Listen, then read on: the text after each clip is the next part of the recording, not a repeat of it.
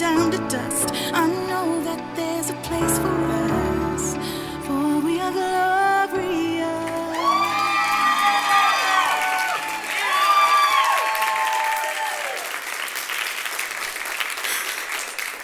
So my story began far from here. It began in a beautiful city called Pachuca, Hidalgo, Mexico. Kind of give you an idea of where that's at. It sits right in central Mexico. So just like right in that picture, and that little yellow dot, that's where I'm from. And this right here, this is the monumental clock of Pachuca, which is the city's icon. And like I mentioned, right in this city, right in this beautiful city, this is where I was born 31 years ago. And I have some pictures of me as a baby. Here I am, just adorable, right? I am the firstborn, and my parents decided that they wanted to expand our family. And so 2 years later, they anxiously awaited the arrival of their next baby, which was a beautiful baby girl. But there was something different with this baby. There was something my parents were not expecting, they were not ready for. And you see, as parents, and being one myself now, we're not completely equipped to do this whole parenting thing. We're not giving a manual or a handbook on how to do it perfectly. I think most of the time we're just kind of figuring it out as we go, and for me, I think I'm just kind of winging it, every day. But as if parenting wasn't hard enough, my parents were now faced with the reality that my sister was born with a disability. My sister was born with bilateral microtia. And so that means that my sister was born with no outer ear. And right here, there's the top one is the condition itself, so there was no ear. And the bottom one is a picture of my sister.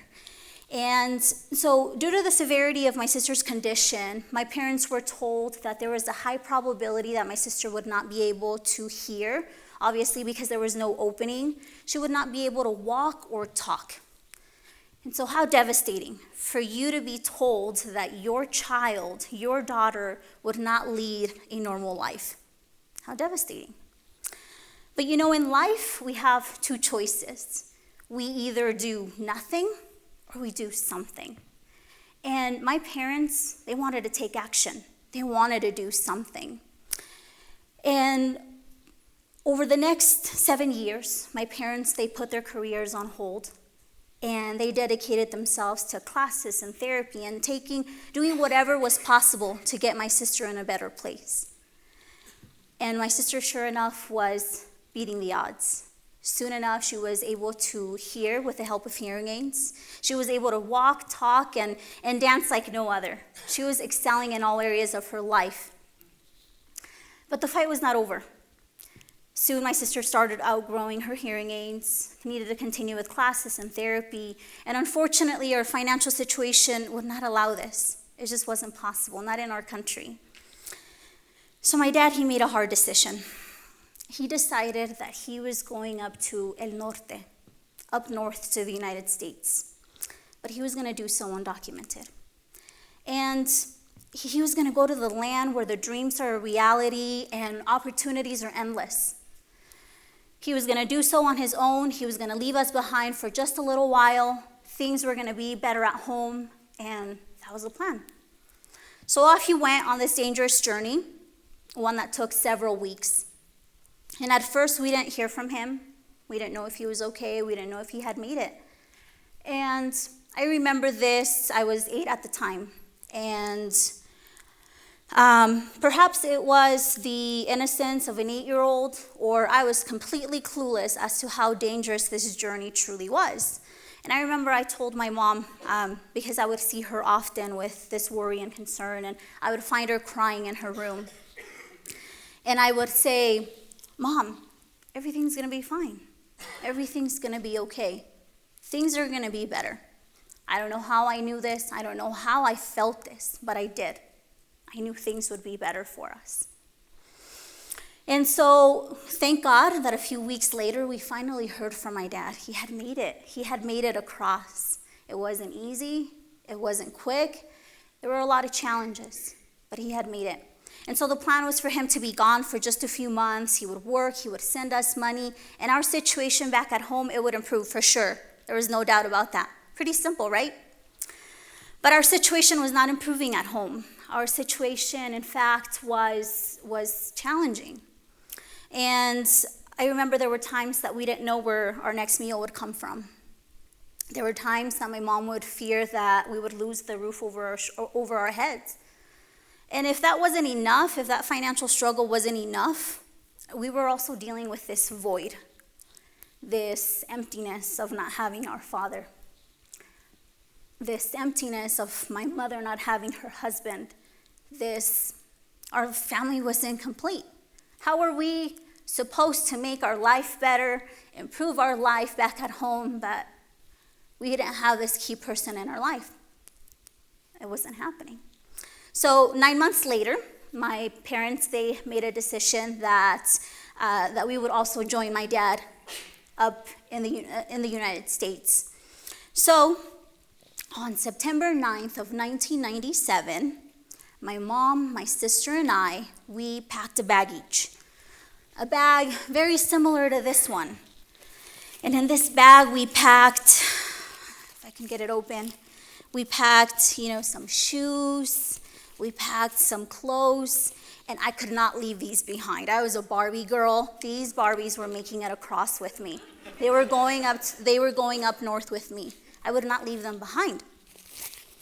But you know what else this bag represented? This bag also represented the hopes and the dreams that I had. That dream that I would reunite with my dad once again. That dream that we would have a better life. That well-known American dream. That's what this bag represented for me. So we packed up, we finished packing, and off we went. It was around 3 a.m. when we took off, and we did so in the middle of the night because we knew that it would be, we knew that it would be too difficult to say goodbye to our families.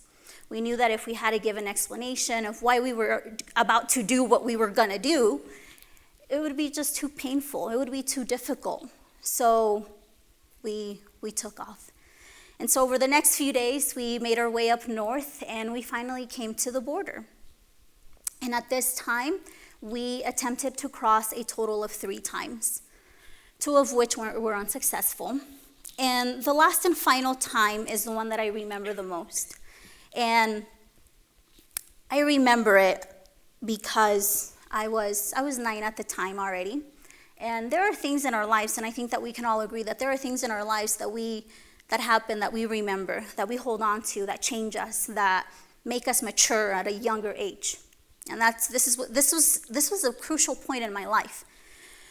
It was the last and final time, it was in the middle of the night.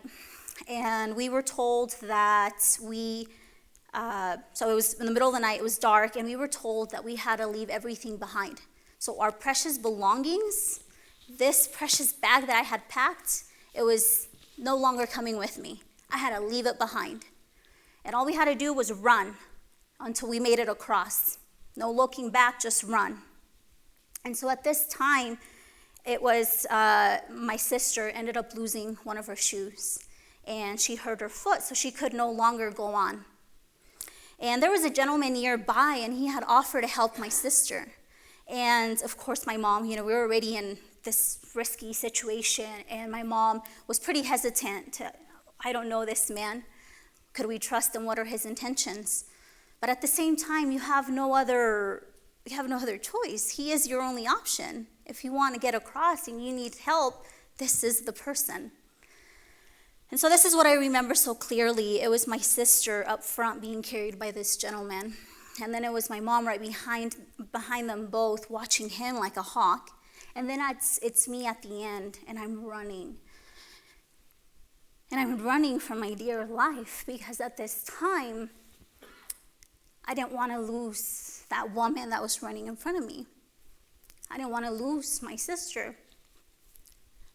I did not want to lose out on the opportunity of reuniting with my dad. So I ran. I ran as hard as I could, and we made it. We crossed the border. Thank you.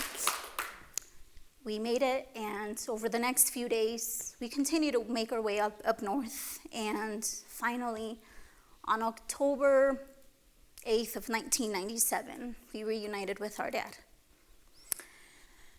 This was a moment, a time full of joy, and that's a picture of my sister and myself with, I don't know what I was doing with my face there, with my dad, and a few other pictures there, and so it was a time of joy. It was a time where we hugged and we kissed and we shared things that we hadn't shared in so long.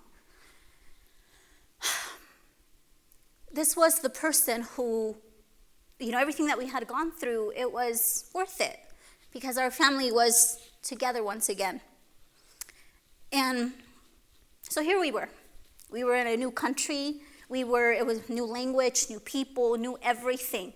The only people that we knew were us, ourselves, just our family, no one else. And so over the next few years, we continued with school. We went to school, learned English, and still probably learning. And we tried to live the best as best as we could because we knew that this was our home. We knew that this was our new life. It was challenging, but this was our new life. There was no turning back. And my parents always pushed us to do our best, and we always try to do our best. Not perfect by any means, but we were doing our best. My sister continued with classes and therapy. She was able to upgrade to better hearing aids throughout the years. And she actually was even granted a reconstructive surgery for her ears. And so this was something that she had wanted her whole life. Finally able to wear earrings and all this cute things that girls do, right, with their hair and showing their ears. And so these were things that's one of the reasons why you had to come to this country. And we were living our life here. But I have to admit that there was this underlying fear. There was this underlying uncertainty because of our status. And it was something that we were more aware of as we got older, as we started to get a driver, others started to get their driver's license, getting a job, going to school. Opportunities were missed because we didn't have all these things because of our status. And so I started losing hope. Those dreams and those hopes that I had as a little girl, I started losing that. I started losing that vision for that American dream was not for me because of our status, because it was something that was not accepted. It's unacceptable. It's frowned upon. Nothing I can do to change that, right? And so here we were, and it was challenging for many years. But I'm proud to say that in 2013, I had the opportunity to become a dreamer. I became a DACA recipient. And this was a new policy that allowed me and thousands others who had come here as children to be here in this country that we call home, to be here and go to work and go back to school and continue to expand that vision that we have for ourselves. And this opportunity, it wasn't free, it wasn't easy, it came with many requirements, and it wasn't permanent. But you know what it gave me? It gave me hope. It gave me the ability to dream once again. It made me believe that that American dream was real and that it was attainable. That's what it made me believe. I continue to work on myself, and this is something that being a dreamer, it still continues to do for me. I continue to dream. I continue to invest in myself in order for me to be the best for others, for me to show up.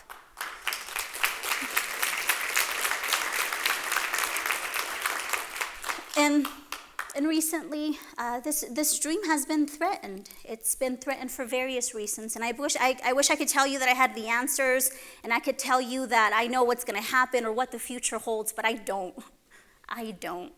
And there are many times that fear and that uncertainty, they try to creep in again. I'm human. I live with that fear and that uncertainty from time to time. But you know what I remember? I remember that in life, we have two choices. We either do nothing or we do something. We either allow the uncertainty and that fear to consume me, or I either allow it to push me to do something great for myself and for others. And that's what I choose. Those hopes and those dreams that I said I was carrying with me, I choose to carry that with me because my dreams matter. Not only as a dreamer, but also as a mother, as a wife, as a sister, as a daughter, as a friend, as your friend. And I want to leave you with this. I hope that you keep this in mind for your own dreams, because I know that each and every single one of us, we have that. We have dreams that we don't want to let go of. And this is what I call the 3Ds, that with every dream, there are difficulties. And with every difficulty, we have a decision to make. That we either allow our difficulties and our setbacks to hold us back and be bitter, or we allow them to make us better, to not give up on our dreams, to make those people around, make others around us better, and keep going. So I encourage you today, don't give up on your dreams. Thank you. Look out, 'cause here I come, and I'm marching on to the beat I drum. I'm not scared to be seen. I make no apologies. Weren't they wonderful? Let's have another hand.